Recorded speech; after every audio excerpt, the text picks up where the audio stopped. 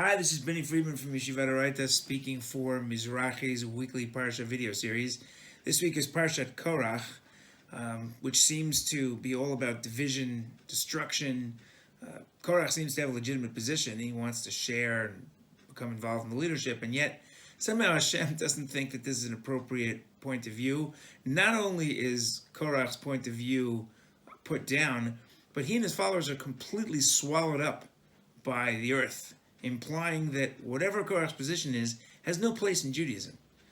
You know, we're living in a difficult time. This has been a difficult year, and just as we're starting to come out of Corona, the situation here in Israel has not been simple. Missiles raining down from Gaza in the north, the Israeli army yet again suiting up. Hopefully this will end soon. And you kind of take a pause and wonder, why do they hate us so? What is this really about?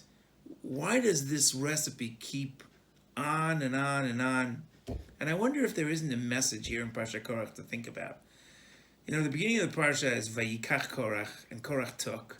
The verse doesn't end. It never says exactly what Korach took.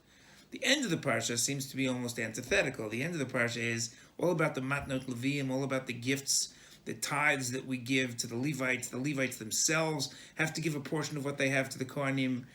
The beginning of the Parsha is all about taking. The end of the Parsha is all about giving. Therein lies the rub. Who are we?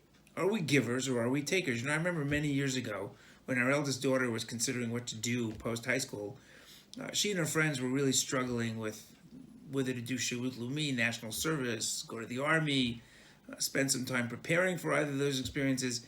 And we had done Shlichut in Florida, and my daughter was still close with a number of friends who were very much in touch with her about what would be the best place for them to come the following year, which seminary, where would they get the most.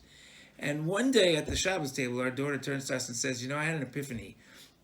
Maybe this is the difference between growing up in America and growing up in Israel, because my friends in America seem to be thinking mostly about what they're going to get, and my friends in Israel are all thinking about what they're going to give. Now, while I think that's an unfair characterization, overly general and not really true, I think the point is worth considering. Are we givers or are we takers? It's interesting.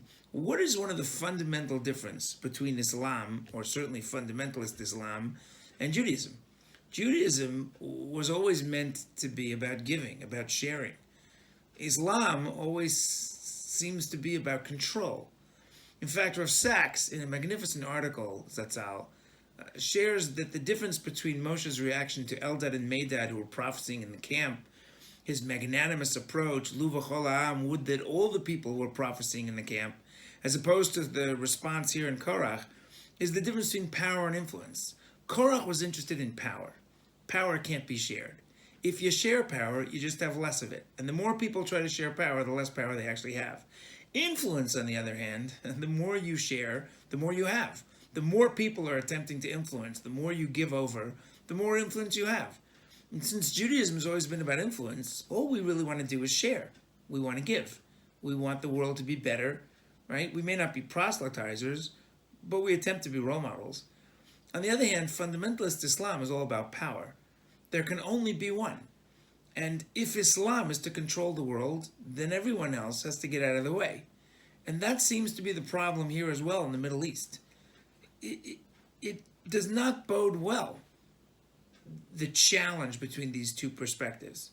Perhaps that's one of the hidden messages in this week's Parashat of Korach. The Rambam in Hilchotei in Perek Bet, quoting the 4th chapter of Pirkei Avot, suggests Kina ve'atava ve'akavod motziim t'adam min ha'olam.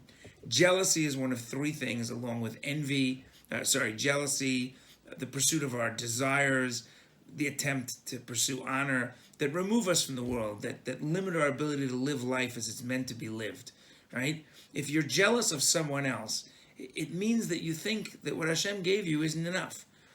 But if you care about someone else, and all you want is for their benefit, then what they have only makes you happy. This week in Parashat Korach, as we think about the difference between taking and giving, perhaps it's time to put aside our differences and think more about what we can share, what we can give to make a better world. Something to think about over Parashat Korach. Shabbat Shalom.